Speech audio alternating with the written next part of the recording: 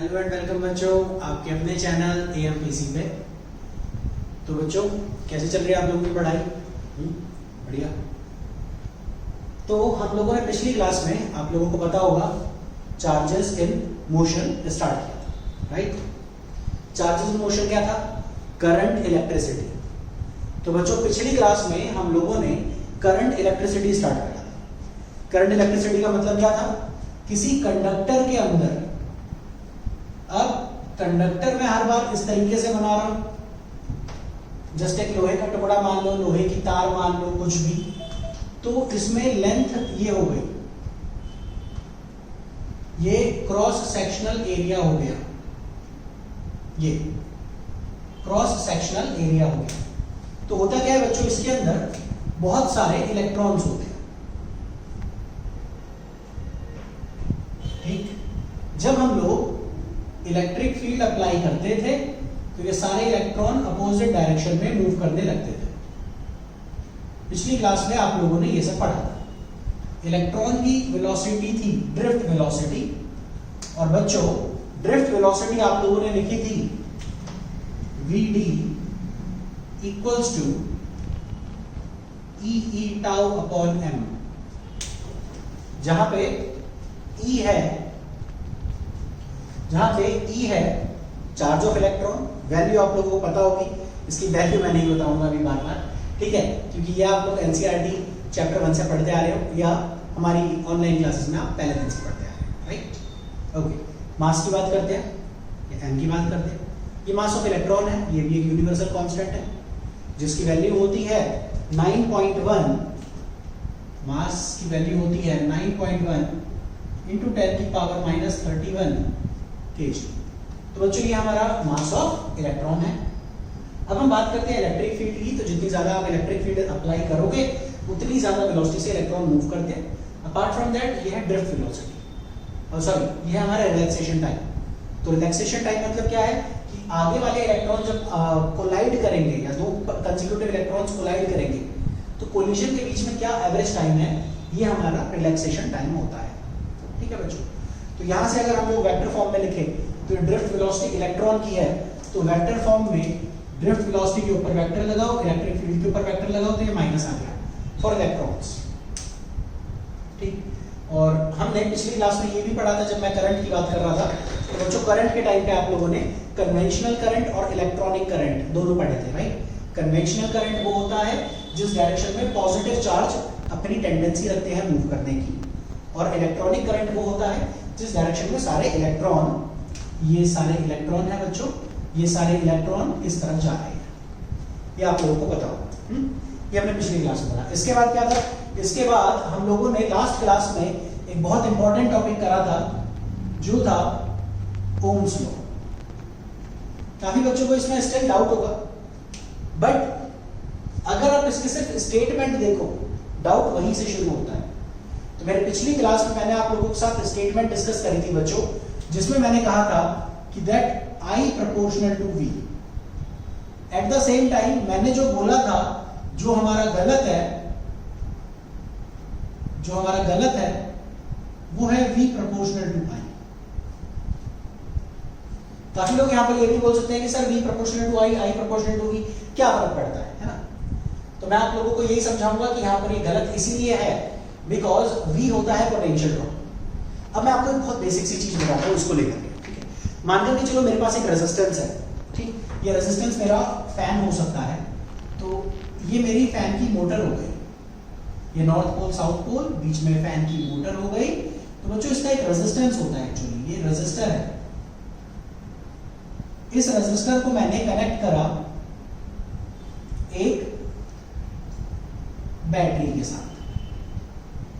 बच्चों बैटरी है 20 वोल्ट की। किसी के ऊपर अगर मैं ये वाला एरो लगा दूं तो आप तुरंत समझ जाओ कि वो वेरिएबल है। जैसे आप लोगों को रेजिस्टेंस का मतलब पता है, रेजिस्टेंस क्या है? जो करंट को ऑब्स्ट्रक्ट करे। तो उसी तरीके से अगर मैं यहां पर कहूं, रेजिस्टेंस का एक और वेरिएबल फॉर्मेट होती है, उसको रियोस्टेट कहते हैं, ठीक है? तो मैं आप लोगों को रियोस्टेट दिखाता हूं अभी एक बार, ठीक है? थोड़ी देर में आप लोगों को रियोस्टेट दिखाता हूं। तो रियोस्टेट, तो बच्चों उसी तरीके से एक बैटरी होती है, इसके ऊपर एक वेरिएबल बैटरी होती है।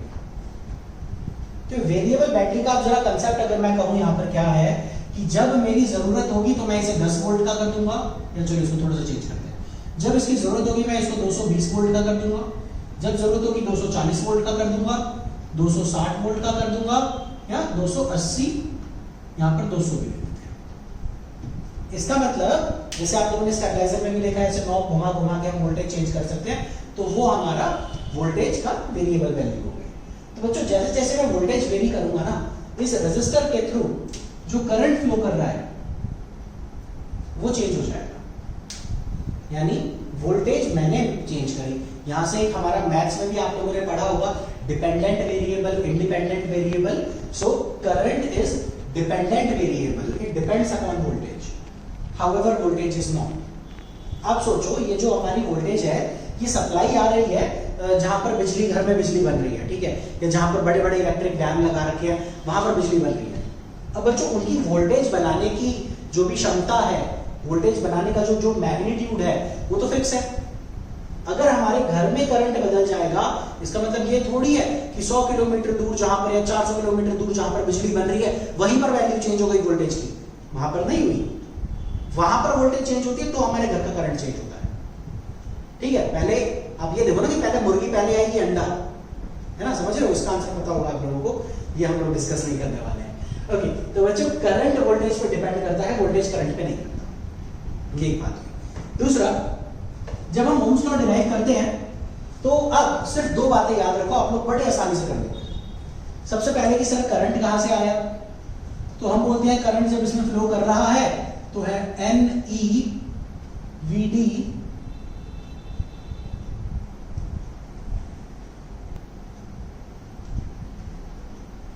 NEA इंटू VD, ये हमारा करंट होगा बच्चों, NEA इंटू VD। तो ये था रिलेशन जो पिछली क्लास में पढ़ा चुका हूं, ये आप लोगों को पता होगा।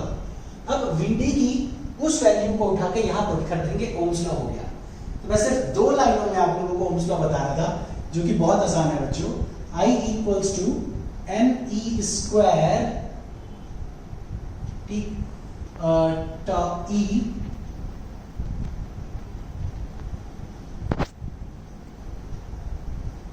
A tau V upon ml, ये है बच्चों। वैल्यू पुट करोगे तो ये आएगा। तो करंट प्रोपोर्शनल टू वोल्टेज आया, जो मैंने प्रूफ करा। अब यहां से एक और चीज की, सर जब ये I प्रोपोर्शनल टू V आ रहा है तो हम ऐसे क्यों लिख रहे हैं 1 अपॉन R इंटू V? इसमें भी आप लोगों को काफी डाउट रहेगा। तो मैंने रेसिप्रोकल करके क्यों लिखा, अब आप यहाँ पे वर्ड से समझना, ठीक है। मैं कुछ डेफिनेशंस की बात करूं। सबसे पहले अगर मैं पहली डेफिनेशन की अगर बात करूं बच्चों, तो मेरी पहली डेफिनेशन हो गई, we should write over here. तो मेरी पहली डेफिनेशन हो गई यहाँ पर करंट की, ठीक। अगली डेफिनेशन हो गई वोल्टेज की, ठीक है। तो करंट की डेफिनेशन हम लोग पहले नहीं कर चुके थे, ठीक है। तो बच्चों करंट हम लोग पिछली क्लास में पढ़ चुके थे। करंट क्या था हमारा? करंट था हमारा rate of flow of charge, rate of flow of charge. अच्छा, मुद्दे की बात यह है कि मूव तो इलेक्ट्रॉन करते हैं, लेकिन हम कन्वेंशनल करंट कहते थे पॉजिटिव चार्ज। तो कहीं ना कहीं हम लोग कई बार पॉजिटिव चार्ज की बात करते हैं, कई बार हम लोग नेगेटिव की बात करते हैं। थोड़ी सी एम्बिग्यूटी उसको लेकर के रहेगी। तो बच्चों वो सिर्फ डायरेक्शन या नेगेटिव का साइन डिनोट करता है, इसके अलावा कुछ नहीं। जो मैं एकदम लास्ट लाइन में भी लिख सकता हूं, उससे फर्क नहीं पड़ता। बच्चों वोल्टेज क्या था? वोल्टेज हमारा पोटेंशियल ड्रॉप था, potential drop which causes electrons, even charged particles to move, क्योंकि पॉजिटिव चार्ज पार्टिकल्स हमारे मूव नहीं हुए। तो पोटेंशियल ड्रॉप में क्या था? इलेक्ट्रॉन कॉजेस मूव, यानी इलेक्ट्रॉन मूव कर रहे हैं। तो बच्चों करंट कहीं ना कहीं देखा जाए पॉजिटिव वर्ड है जिसमें चार्ज फ्लो कर रहे हैं, वोल्टेज एक पॉजिटिव वर्ड है जो इलेक्ट्रॉन को फ्लो करवा रहा है। लेकिन रेजिस्टेंस क्या है? रेजिस्टेंस पर ध्यान दो, इन दोनों के बीच में जो रेजिस्टेंस आ रहा है वो क्या है? तो बच्चों रेजिस्टेंस है obstruction offered, obstruction offered by the wire in the motion in the motion of electron. मतलब क्या हुआ यहां पर, आप समझो अगर मैं कहूं वायर, तो जरूरी नहीं है वो वायर हो, वो मेरा बल्ब हो सकता है, वो मेरा फैन हो सकता है। अच्छा, अगर कई बार मैं बल्ब का सिंबल यहां पर बनाऊंगा, आप लोगों ने नोटिस करा होगा मैं बल्ब बोल रहा हूं, बल्ब होता है, चलो ओके। तो एक बल्ब मैंने लगा दिया यहाँ पर, तो बच्चों बल्ब भी एक रेजिस्टेंस है, और एक मोटर मतलब फैन की मोटर, तो फैन भी एक रेजिस्टर है। तो ये रेजिस्टर करते क्या है, ये रेजिस्टर एक्चुअली जब इलेक्ट्रॉन इसके थ्रू मूव हो रहे हैं या अपनी एनर्जी ट्रांसफर कर रहे हैं, तो हर आगे वाला इलेक्ट्रॉन उसके साथ कोलाइड होता है। एक्चुअली इलेक्ट्रॉन के मूव का मतलब थोड़ी था, पिछली क्लास में बताया था ना मैंने, इलेक्ट्रॉन अपने पाथ को छोड़ के आगे चला जाएगा भाग करके, नहीं ऐसा नहीं होता।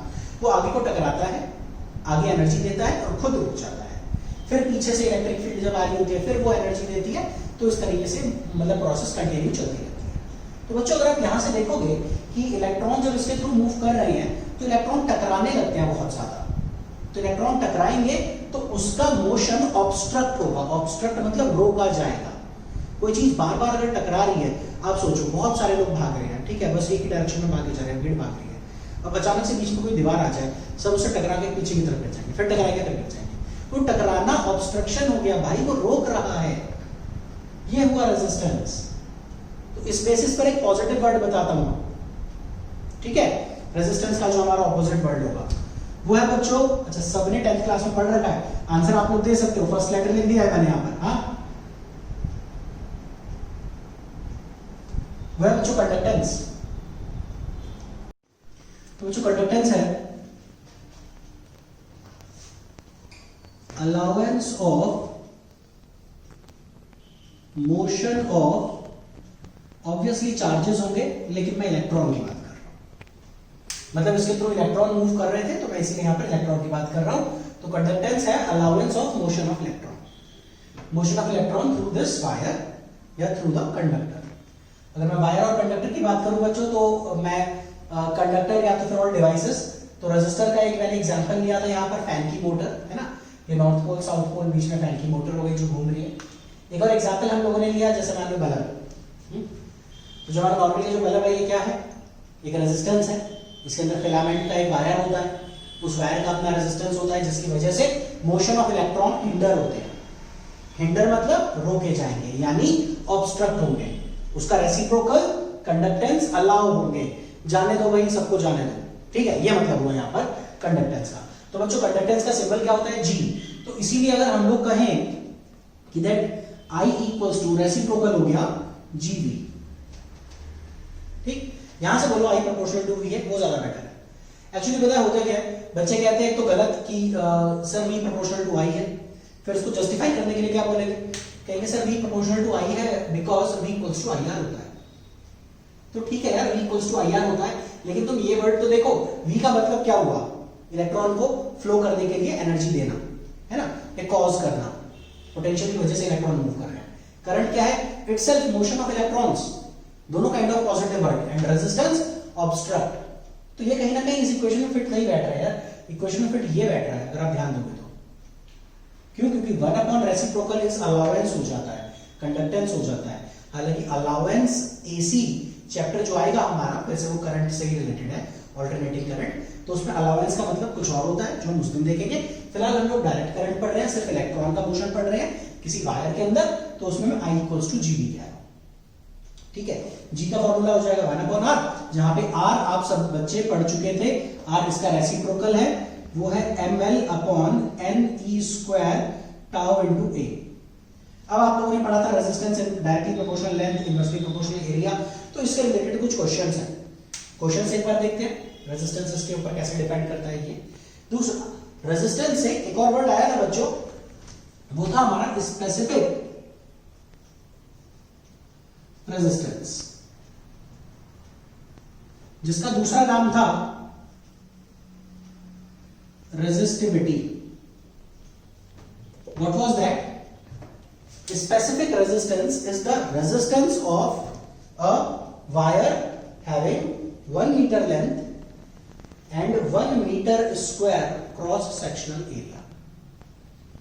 यानी रेजिस्टेंस लेंथ के ऊपर डिपेंड करता है, रेजिस्टिविटी नहीं करेगी। एरिया के ऊपर डिपेंड करता है, रेजिस्टिविटी नहीं करेगी। तो ऐसे रेजिस्टिविटी की डेफिनेशन क्या आई, ये स्पेसिफिक रेजिस्टेंस की, it is resistance of a wire of length 1 meter and cross sectional area of 1 meter square। थोड़ा सा हाइपोथेटिकल है, इतना चौड़ा वायर कहां से आएगा जिसका एरिया 1 मीटर स्क्वायर है। इतना क्या कहेंगे हम लोग, थिक वायर पॉसिबल नहीं है। तो हम लोग इसकी बात कर रहे थे, तो ये रेजिस्टिविटी हुई हमारी बच्चों। That is again very simple, समझ में आ रहा होगा आप लोगों को। ये स्पेसिफिक रेजिस्टेंस, तो इसका सिंबल क्या होता है, स्पेसिफिक रेजिस्टेंस का सिंबल होता है हमारा रो, या रेजिस्टिविटी का सिंबल होता है रो। इसका उल्टा अगर मैं कहूं यहां से, तो स्पेसिफिक रेजिस्टेंस के बाद जो हमारी लास्ट टर्म आती है वो आती है conductance, sorry conductivity. Conductivity sigma है, इसकी डेफिनेशन क्या होगी, इसकी डेफिनेशन होगी reciprocal of resistivity. Simple, reciprocal of resistivity. So it is reciprocal of resistivity। अब बच्चों एक इन फैक्टर्स के ऊपर डिपेंड करते हैं, वो है फिर कुछ सीरीज पैरेलल के क्वेश्चन है। तो एक बार रेजिस्टेंस के बाद मैं जरा रेजिस्टिविटी की बात करूं, रेजिस्टिविटी होगा m upon n e square tau, ये होगा। कंडक्टिविटी इसका रेसिप्रोकल हो जाएगा, यानी सिग्मा क्या होगा 1 अपॉन रो, यानी n e square tau upon m, और यहां से g क्या होगा बच्चों 1 अपॉन r, यानी इसका रेसिप्रोकल कर दो n e square tau a upon ml। ये हमारी वैल्यू हुई। तो ये चार चीजें हम लोगों ने अभी पढ़ी। ठीक है, इसमें एक और इंपॉर्टेंट वर्ड मुझे ध्यान आ रहा है यहां पर कि ओम्स लॉ की वेक्टर फॉर्म। ठीक है, तो हमारी नेक्स्ट हेडिंग यही है कि vector form of Ohm's law, तो उसको हम लोग यहां पर मेंशन करते हैं, vector form of Ohm's law. बच्चों इसके लिए एक नई डेफिनेशन की हमें जरूरत पड़ेगी, जिसका हम लोग यूज कर रहे हैं, वो है डेफिनेशन हमारी करंट डेंसिटी। हम लोग बात करें बच्चों, तो current density at a point in a conductor is defined as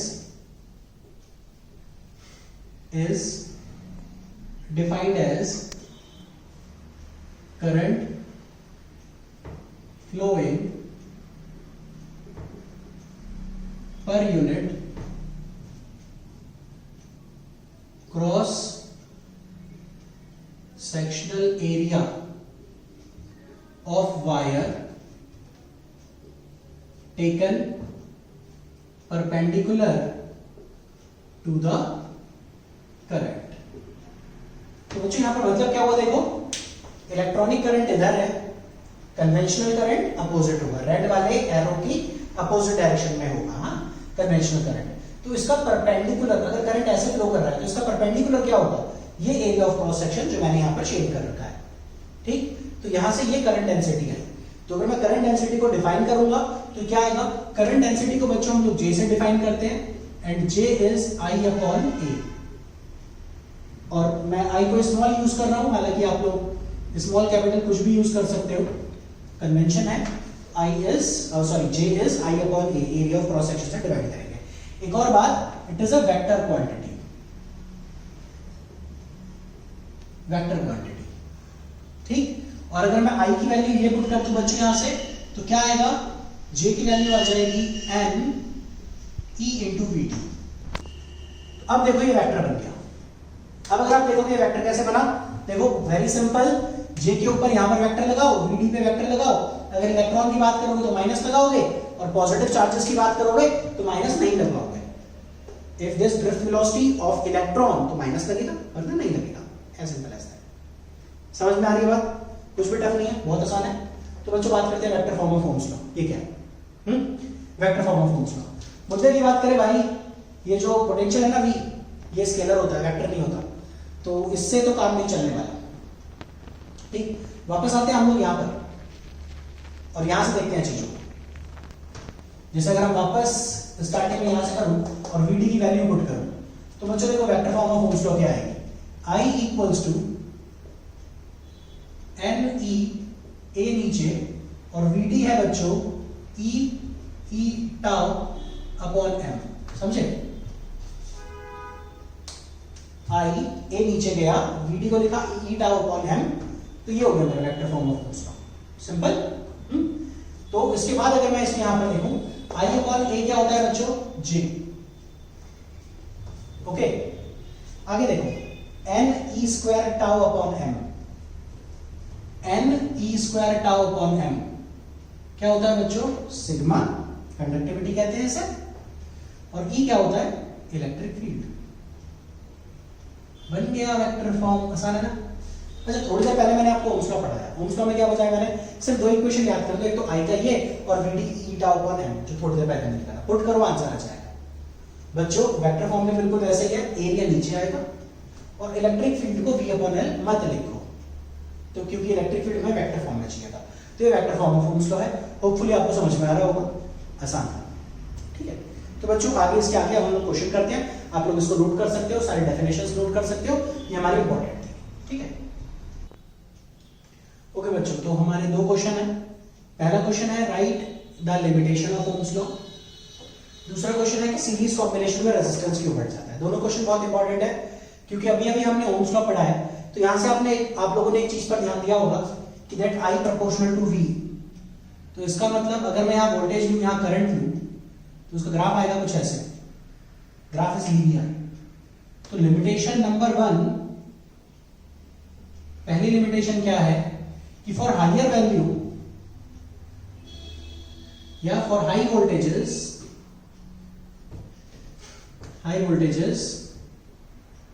the graph between V and I is not linear। होना ये स्ट्रेट लाइन चाहिए, इसको बिल्कुल ऐसे सीधा सीधा सीधा सीधा सीधा जाते रहना चाहिए था हाई वोल्टेजेस के लिए बच्चों, ओरिजिन से पास करना चाहिए था, लेकिन ये एक्चुअली थोड़ा सा ऐसे टिल्ट हो जाता है हाई वोल्टेज में, ठीक। अब ऐसा क्यों होता है, क्योंकि इसकी लिमिटेशन है, ओके। दूसरा, law is not true for non ohmic device, this law is not true for non ohmic device. बड़ा ही आसान सा लॉ है, मतलब ये कि जो इसको फॉलो नहीं करेंगे उसके लिए ट्रू नहीं होगा, और उसी को नॉन ओमिक डिवाइस भी कहते हैं। तो नॉन ओमिक डिवाइस हमारे क्या हो गए, आप लोग कह सकते हो नॉन ओमिक डिवाइस हमारा डायोड हो सकता है, थायरिस्टर हो सकता है, या और भी इसके जैसे डिवाइसेस हो सकते हैं, ठीक है। ओके, नंबर 3, तीसरा बच्चों,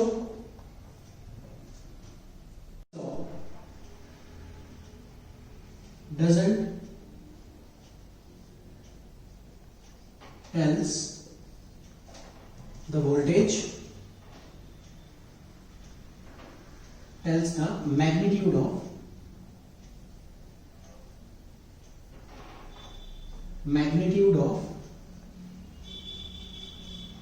voltage or current। मतलब हमें सिर्फ इतना पता है कि I प्रोपोर्शनल टू V है, V कितना है ये हमें नहीं पता, करंट कितना है ये हमें नहीं पता, यानी एक वैल्यू जब हमें मिलेगी तब हम दूसरी बता सकते हैं, दोनों इसके थ्रू नहीं पता। तो बच्चों ये हमारी लिमिटेशंस हुई ओम्स लॉ की, आप लोग इसे नोट कर सकते हो। नेक्स्ट क्वेश्चन जो है हमारा वो क्या है, सीरीज कॉम्बिनेशन में रेजिस्टेंस क्यों बढ़ जाता है। तो बच्चों सीरीज कॉम्बिनेशन का एक छोटा सा डायग्राम देखते हैं, जो आप लोगों ने शायद 10th क्लास में पढ़ा होगा। क्या कि भैया एक रेजिस्टेंस ये हो गया R1, एक रेजिस्टेंस ये हो गया R2, एक रेजिस्टेंस ये हो गया R3। अब आप मान करके चलो कि रेजिस्टेंस वायर थे, क्या थे, रेजिस्टेंस वायर थे। तो इस तरीके से सारे रेजिस्टेंस वायर इस तरीके से कनेक्टेड है एक लाइन में, ठीक है। जहां पे रेजिस्टेंस का फॉर्मूला क्या है, रेजिस्टेंस का फॉर्मूला है ml upon ne square a tau, यानी मेरे को सिर्फ इतना समझ में आ रहा है कि रेजिस्टेंस लेंथ के प्रोपोर्शनल है। तो in series length of combination increases, समझ रहे हो, सीरीज में लेंथ बढ़ रही है, increases as are proportional to length, ये बाद में आना है, पहले नहीं आना। तो बच्चों आर प्रोपोर्शनल टू लेंथ, हाँ, in series length combination increases are proportional to length, so therefore resistance will बढ़ जाएगा, that's it, resistance will increase. ठीक है, आप ऐसे सोचो कि ये रेजिस्टेंस जो है ये एक पाइप है जिसके थ्रू पानी फ्लो कर रहा है, पानी की जगह हम करंट दे सकते हैं, तो इसीलिए लेंथ बढ़ती चली गई, जितनी ज्यादा लेंथ उतना ज्यादा पाइप के साथ फ्रिक्शन होगा, तो रेजिस्टेंस बढ़ जाएगा। तो ये हमारा रेजिस्टेंस हुआ। ठीक है बच्चों, ओके, आगे देखते हैं। ये क्वेश्चन आप लोग नोट कर सकते हो, ये क्वेश्चन में ये डायग्राम बना के 4 लाइनें लिखो बच्चों, और फिर सिंपली आप लोग कर सकते हो। एक छोटा सा वेरिएशन दिखाता हूं इसमें, yn parallel combination, the equivalent resistance decreases। तो बच्चों अगर हम इसको सॉल्व करें तो देखो क्या आएगा, इसको एक बार सॉल्व करने का ट्राई करते हैं। 3 रेजिस्टेंस अब की बार, ये आप लोग पहले नोट कर चुके होंगे, राइट? हाँ, तो मैं आप आगे बता रहा हूं। देखो बच्चों 3 रेजिस्टेंस है,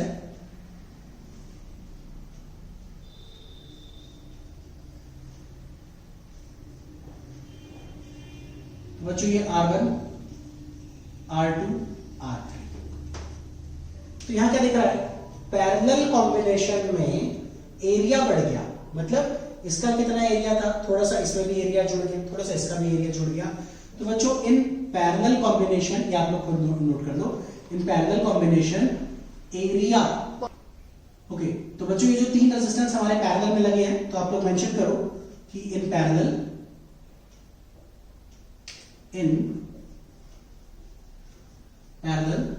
area of cross section, नहीं, क्रॉस सेक्शनल एरिया, क्रॉस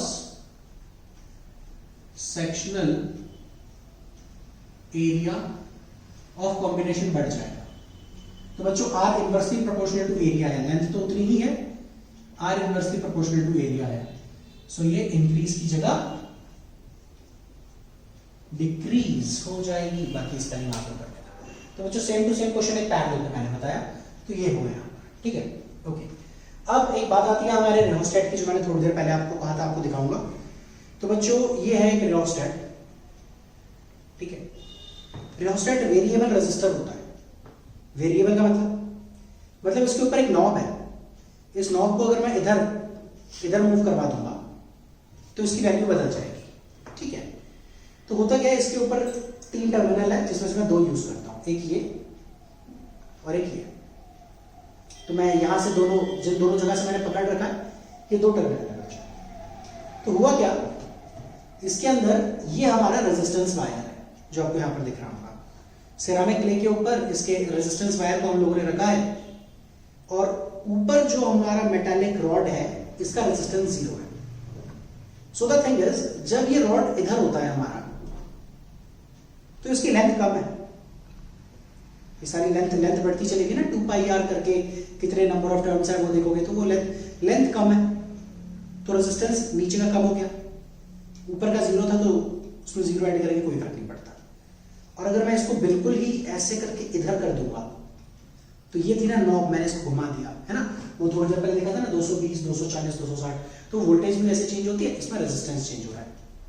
तो इसको ऐसे कर दिया, तो बच्चों लेंथ बढ़ गई, रेजिस्टेंस बढ़ गया, as simple as that. Variable resistor, इसको कहते हैं रियोस्टेट, ठीक है, वेरिएबल रेजिस्टर, रियोस्टेट। तो ये हमारा कंसेप्ट हुआ, समझ में आई बात? ओके। तो अब ये रेजिस्टेंस कहीं ना कहीं जब हम लोग कैलकुलेट करते हैं, तो इसके ऊपर हालांकि पहले जो मैंने ये देखा था स्टार्टिंग में, इसके ऊपर मेंशन था कि ये 0 से 100 ओम तक वेरिएबल है। मतलब इस नॉब को बिल्कुल इस कोने पे कर दो बच्चों 0, इस नॉब को मैं यहां कर दूंगा 100, ठीक। तो बट फिर भी ये वैल्यू जो होती है, ये वैल्यू होती है हमारी एक स्टैंडर्ड टेम्परेचर पे। ऐसा इसलिए, आप लोगों ने ओम्स लॉ की स्टेटमेंट में देखा होगा कि टेम्परेचर के ऊपर डिपेंड करता है, मतलब टेम्परेचर अगर कांस्टेंट नहीं होगा तो ओम्स लॉ हमारा होल्ड ट्रू नहीं होगा। तो इसका मतलब कुछ तो फैक्टर है जो टेम्परेचर के ऊपर डिपेंड करता है। अब वो टेम्परेचर के ऊपर डिपेंड करने वाला क्या फैक्टर है, वहां से अगर आप देखें तो वो आता है, ओके बच्चों, तो क्या क्या हमारा डिपेंड करता है यहाँ पर टेम्परेचर के ऊपर, रेजिस्टेंस का फैक्टर, वो हमें देखना है। एक्चुअली रेजिस्टेंस एंड रेजिस्टिविटी दोनों टेम्परेचर के ऊपर डिपेंड करती है, ठीक है। अब ये कैसे और किस तरीके से वो हमें देखनी है। ओके बच्चों, तो आप लोग देखो, अभी थोड़ी देर पहले हम लोगों ने पढ़ा था कि ये कंडक्टर है, कंडक्टर के अंदर ये सारे इलेक्ट्रॉन्स हैं, और कंसेप्ट समझना, मैंने बोला कि ये कंडक्टर है, कंडक्टर के अंदर इलेक्ट्रॉन्स है, ये सारे इलेक्ट्रॉन्स इधर मूव कर रहे हैं, एक डायरेक्शन में मूव करेंगे तभी तो करंट मिलेगा, रैंडम डायरेक्शन में तो वेलोसिटी जीरो हो जाती थी एवरेज, है ना, पता होगा ना, पिछली क्लास में पढ़ाया था मैंने। ओके बच्चों, ध्यान से सुनना, सारे इलेक्ट्रॉन एक डायरेक्शन में मूव कर रहे हैं, कितने डिग्री सेल्सियस पे, मान लो तापमान है 20 डिग्री सेल्सियस, और अगर ये तापमान बढ़ के हो जाए T1 से T2 हो जाए 45 डिग्री सेल्सियस, यानी बिल्कुल ही गर्मियों के दिनों में, तो अगर ये 20 डिग्री से बिल्कुल ही, जैसे कहें कि दिल्ली की गर्मी 45 डिग्री सेल्सियस पर आ गई, तो 45 डिग्री सेल्सियस पे हमारा टेम्परेचर है, तो क्या होगा, सारे इलेक्ट्रॉन वैसे ही मूव कर रहे हैं, लेकिन एक बात का फर्क है, मान लो ये लेंथ, अच्छा ये वाला कंसेप्ट ना मैं 11th क्लास में कई बार डिस्कस करता हूँ, कि जब हम लोगों ने देखते हैं कि क्या था, linear coefficient of linear expansion, यानी गर्मियों के दिनों में रेल की पटरियों के बीच की लंबाई थोड़ी सी बढ़ जाती है, इसलिए 2 कंसेक्यूटिव पटरियों के बीच में गैप रखा जाता है ना, याद है कि ये वाला क्वेश्चन मैंने 11th क्लास में कवर करा था बच्चों आपके साथ, ठीक है, अगर याद नहीं होगा तो आप लोग सर्च करो और देखो, आपको क्लास मिल जाएगी उसकी। ओके बच्चों, तो लेंथ इतनी ही है, ये सारे इलेक्ट्रॉन हमारे इधर मूव कर रहे हैं, अगर तापमान बढ़ जाएगा तो क्या होगा, तापमान बढ़ने की वजह से इनकी ऐसे करके जो वाइब्रेशन स्पीड होती है वो बढ़ जाती है, मतलब अगर टेम्परेचर बढ़ेगा तो Vd बढ़ जाएगा, Vd मतलब ड्रिफ्ट वेलोसिटी, यानी इलेक्ट्रॉन का रैंडम मोशन तो बढ़ ही रहा था, ड्रिफ्ट वेलोसिटी भी बढ़ जाएगी, तो भैया अगर ड्रिफ्ट वेलोसिटी बढ़ गई, लेंथ लगभग उतनी ही रही, ड्रिफ्ट वेलोसिटी बहुत ज्यादा बढ़ गई, तो बच्चों टाइम इक्वल्स टू होता है डिस्टेंस अपॉन स्पीड, तो बच्चों ड्रिफ्ट वेलोसिटी अगर बढ़ गई तो टाइम का क्या होगा, घट गया, है ना, आसान था, टाइम का क्या होगा, टाइम घट गया, आपने क्या देखा, रेजिस्टेंस और रेजिस्टिविटी दोनों इनवर्सली प्रोपोर्शनल टू टाउ है, तो रेजिस्टेंस और रेजिस्टिविटी बढ़ जाएगी, यानी गर्मियों के दिनों में कंडक्टर की रेजिस्टिविटी बढ़ जाती है, तो ये बहुत इंपॉर्टेंट फैक्टर है कि हमारा टेम्परेचर कांस्टेंट रहना चाहिए, अगर टेम्परेचर कांस्टेंट नहीं होगा तो ये चीज हमारी वेरी करती है। यहां तक आई बात समझ में, तो एग्जैक्टली मैं भी वही हेडिंग आप लोगों को लिखवा रहा हूं, आपकी हेडिंग है बच्चों टेम्परेचर डिपेंडेंस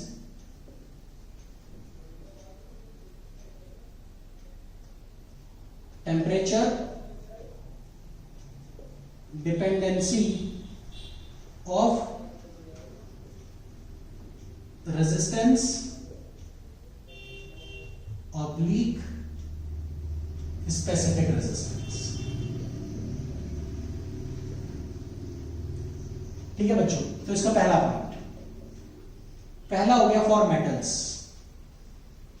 मेटल्स को मैं कंडक्टर्स भी बोलूंगा, फॉर मेटल्स को हम लोग कंडक्टर भी कहते हैं, तो मेटल्स की हम लोग बात करें, दे हैव, बच्चों आप लोग प्रॉपरली नोट्स बना सकते हो, ठीक है, साथ साथ लिखते रहो, दे हैव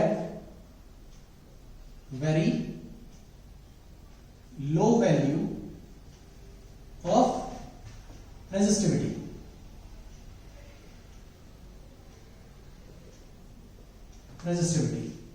नियरली 10 की पावर -8 से 10 की पावर -6 ओम मीटर। बच्चों स्पेसिफिक रेजिस्टेंस रेजिस्टिविटी की ऐसा यूनिट ओम मीटर होती है, एक बार मैं सबकी यूनिट्स लिख देता हूं, ये होगा बच्चों ओम, ये होगा ओम मीटर, ये होगा ओम इनवर्स, साइमन भी कहते हैं इसे, और ये होगा बच्चों ohm meter, sorry ohm inverse meter inverse, ठीक है, तो ये हमारी सिग्मा की ये सारी यूनिट्स होगी, ठीक है, ये आप लोगों को ध्यान रखना पड़ेगा। तो ये हमारी इनकी यूनिट हुई। तो रेजिस्टिविटी हमारी मेटल्स की बहुत कम होती है, जो कि इसके अराउंड है। ओके, अब अगर हम कहें when temperature of conductors is increased, comma, then random velocities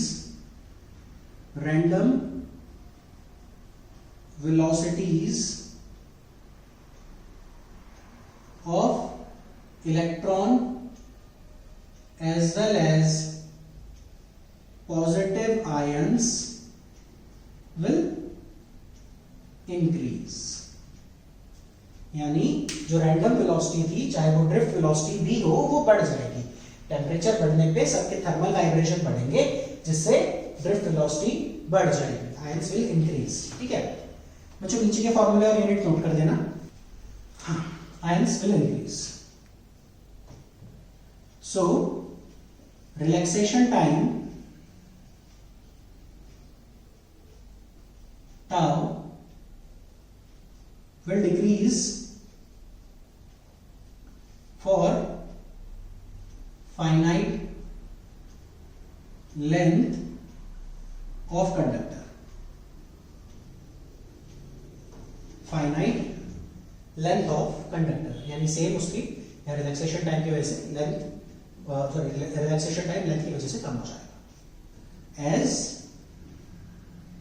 resistivity proportional 1 upon tau, so resistivity as well as resistance will increase। ये आप सेंटेंस में लिख लेना बच्चों। resistivity as well as resistance of metal increase with increase in temperature। Temperature बढ़ेगा, resistivity resistance बढ़ जाएंगे। ठीक है, यहां तक आई बात समझ में? तो ये हमारी इसकी कहानी थी मेटल्स की। अच्छा, तो अब कितना या किस हिसाब से बढ़ जाएगा वो हम एक बार देखते हैं। तो बच्चों मान लो मैं कहता हूं कि at T0 degree Celsius resistance is R0। So therefore at T degree Celsius R होगा R0 1 plus alpha delta T, तो it is T minus T0। तो बच्चों आपने जिस तरीके से लीनियर एक्सपेंशन का फॉर्मूला 11th क्लास में पढ़ा था, सेम टू सेम है। R equals to R0 1 plus alpha delta T. यहां से अगर आप देखोगे तो ये वैल्यू आई R जस्ट रेजिस्टेंस, R है रेजिस्टेंस एट T टेम्परेचर। समझ में आ रहा है? Okay, where alpha is temperature coefficient of temperature, coefficient of resistance। इसकी SI यूनिट जो होगी बच्चों, इसकी SI यूनिट होगी केल्विन इनवर्स, बिकॉज यहां पे 1 है डायमेंशनलेस, तो इसकी टेम्परेचर की केल्विन होगी, तो ये केल्विन इनवर्स। कई बार हम इसको डिग्री सेल्सियस इनवर्स भी लिखेंगे, बिकॉज केल्विन में अगर हम लोग कहें तो हम लोअर टेम्परेचर्स की बात नहीं कर रहे। मतलब 0 डिग्री सेल्सियस की भी अगर बात करें तो वो 273 केल्विन हो गया, तो मैं ऑब्वियसली उसके ऊपर टेम्परेचर की ही बात कर रहा हूं, है ना। तो हम लोअर केल्विन में नहीं जाएंगे। और दूसरा, अल्फा की डेफिनेशन क्या होगी? Alpha it is defined as the fractional change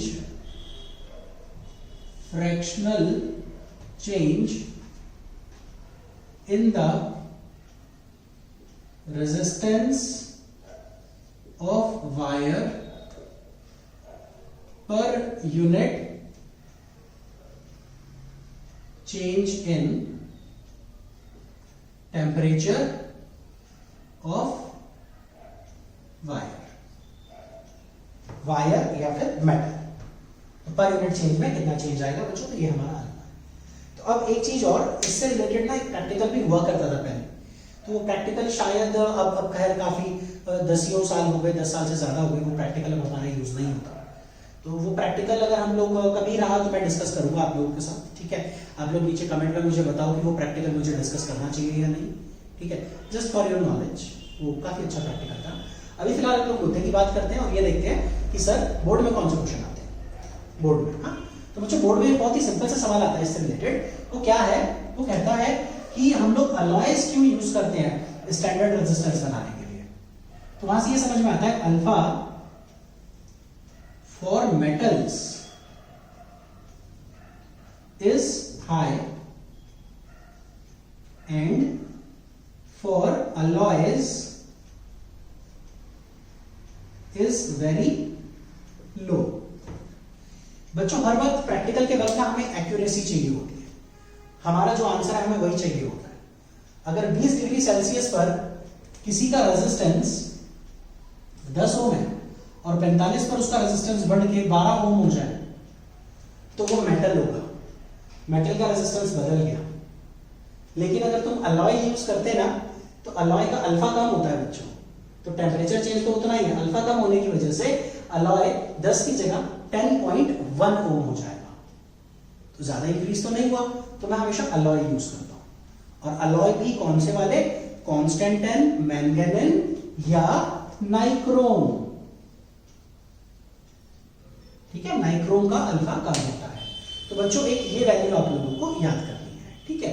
तो ये अल्फा, तो हम लोग यही कहते हैं कि स्टैंडर्ड रेजिस्टेंस में अलॉय क्यों यूज होते हैं, तो उसका एक आंसर तो ये हो गया कि अलॉयज का अल्फा कम होता है तो टेम्परेचर वेरिएशन कम आती है, ठीक है। ओके, बात समझ में आ रही है।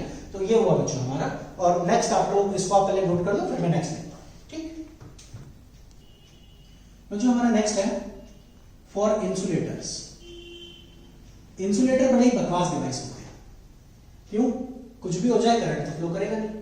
तो बच्चों अगर करंट इसके थ्रू फ्लो नहीं करेगा तो हम शुरुआत कैसे करें, शुरुआत में लिखो insulators have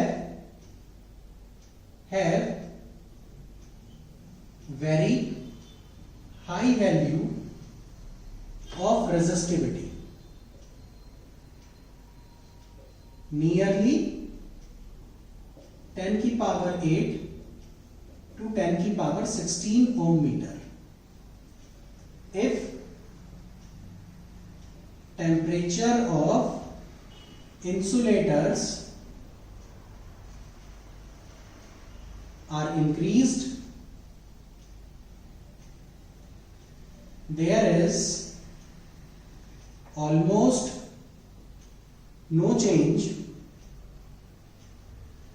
in resistance and resistivity of insulator with temperature। Resistance and resistivity of insulator with temperature, यानी इसकी रेजिस्टिविटी में कोई फर्क नहीं पड़ेगा, ठीक है। ये ओके बच्चों, तो इसकी रेजिस्टेंस या रेजिस्टिविटी पे फर्क नहीं पड़ता, ये आप लोगों को याद रखना है। ओके, अब तीसरा और आखिरी एक और मटेरियल होता है, और जब से इलेक्ट्रॉनिक दुनिया आई है, डिजिटल चीजें हो रही हैं, तब से सिर्फ इसी का बोलबाला है, सेमीकंडक्टर। तो सेमीकंडक्टर का एग्जांपल क्या हुआ, फॉर एग्जांपल सिलिकॉन, जर्मेनियम, इसके अलावा और भी बहुत बहुत बहुत सारे डिवाइसेस हैं, सबका अपना अलग अलग यहां पर वैल्यू होती है, ठीक है। लेकिन सेमीकंडक्टर के केस में हुआ क्या, इसको जरा हम देखें। सेमीकंडक्टर बिहेव कैसे करेगा, जैसे अगर मैं मेटल्स की बात करूं तो उनका रेजिस्टेंस तो बढ़ता है, तो रेजिस्टेंस से रिलेटेड ग्राफ जो है वो एक बार आप लोग अपने एंड पर अटेम्प्ट करना। मेटल्स का ग्राफ रेजिस्टेंस एंड टेम्परेचर का, अलॉयज का ग्राफ रेजिस्टेंस एंड टेम्परेचर का। फिलहाल हम लोग सेमीकंडक्टर पढ़ रहे हैं, तो सेमीकंडक्टर का एग्जांपल हुआ सिलिकॉन, जर्मेनियम। सेमीकंडक्टर वो हैं जिनकी whose conductivity oblique resistivity lies between insulator नहीं, between पहले conductor, between metals and insulators, ठीक है, metals and insulators। okay, when temperature is increased there is a small rise in Vd, so tau decrease and resistivity will increase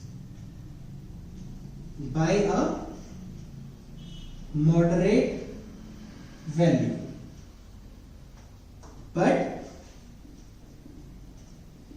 if temperature of semiconductors is increased,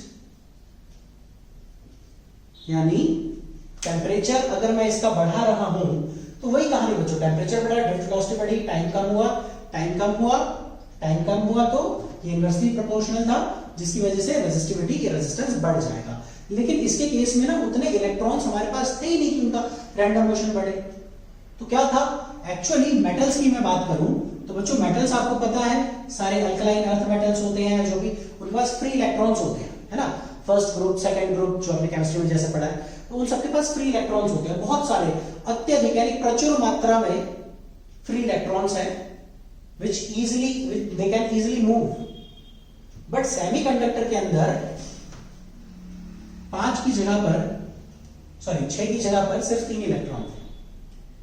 अब मैं क्या कह रहा हूं, इनका random motion उतना नहीं बढ़ा, लेकिन हुआ क्या कि but if temperature of semiconductor is increase then number density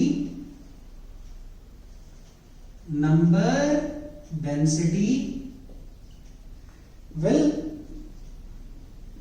increase by a large amount। So resistivity inversely proportional to n था, यानी बच्चों अब ये वाला जो डायग्राम है ये सेमीकंडक्टर का है। जब तक टेम्परेचर नहीं बढ़ाओगे ना, ड्रिफ्ट वेलोसिटी वाली कहानी इसके लिए भूल जाओ, मैं कह रहा हूं जब तक टेम्परेचर नहीं बढ़ाओगे तब तक तुम्हें इलेक्ट्रॉन नहीं मिलेंगे।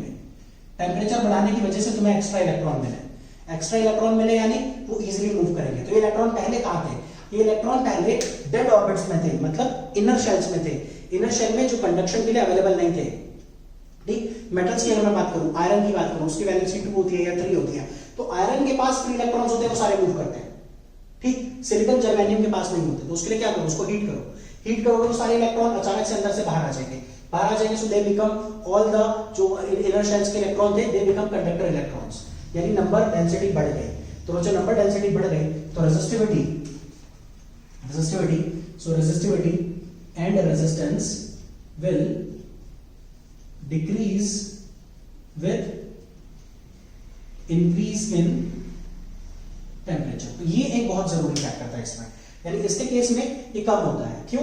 क्योंकि इसमें इंक्रीज वाला जो फैक्टर आ रहा है यहाँ पर टेम्परेचर का, वो नंबर डेंसिटी बढ़ा रहा है। ये बहुत इंपॉर्टेंट था बच्चों। तो ये कहानी तो वैसे ही है, तो उसमें मैंने लिखा कि ये बहुत मॉडरेट है, यानी ड्रिफ्ट वेलोसिटी वाला कंसेप्ट बहुत मॉडरेट है। तो अगर अगेन मैं कहूं कि इसका ग्राफ क्या होगा, इसका ग्राफ होगा ये रेजिस्टिविटी और ये टेम्परेचर, तो बच्चों इनवर्सली प्रोपोर्शनल ऐसा होता है, रेक्टेंगुलर हाइपरबोला, कई बार हम लोग बना चुके हैं, आपको पता होगा। तो रेजिस्टिविटी और टेम्परेचर का ग्राफ ऐसा बनेगा। This is again very simple, so आप लोग यहां से देख सकते हो बच्चों, and this is our graph related to semiconductor. Now your homework is to draw graph for metals और अलॉयज। ठीक है, ये हम लोग नेक्स्ट क्लास में डिस्कस करेंगे। एक बात और मैं आपको बता देता हूं, यहां से काफी बच्चों को डाउट आता है कि सर अगर हम मेटल्स की बात करें तो मेटल्स का अगर हम टेम्परेचर कम कर रहे हैं तो रेजिस्टेंस कम हो रहा है, तो क्या ऐसा हो सकता है कि रेजिस्टेंस 0 हो जाए? तो बच्चों आप लोग बिल्कुल सही सोच रहे हो। मैं एक बार फिर से रिपीट कर रहा हूं, अगर टेम्परेचर और डिक्रीज कर दिया जाए किसका, मेटल्स का, सो दे बिकम सुपर कंडक्टर। तो ये हमारे मेटल सुपर कंडक्टर बन जाते हैं। सुपर कंडक्टर क्या, जो हमारे पर्टिकुलरली जीरो रेजिस्टेंस ऑफर करें। ठीक है, आ रही है बात समझ में?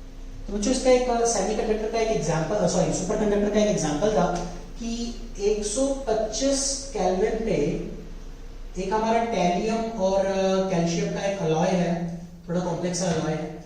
तो जस्ट एक अलॉय है वो 125 केल्विन पर, यानी बहुत ज्यादा नेगेटिव है, उस पर वो सुपर कंडक्टर है। सुपर कंडक्टर मतलब उसका नो रेजिस्टेंस, यानी जितनी वोल्टेज देंगे कोई लॉस नहीं होगा।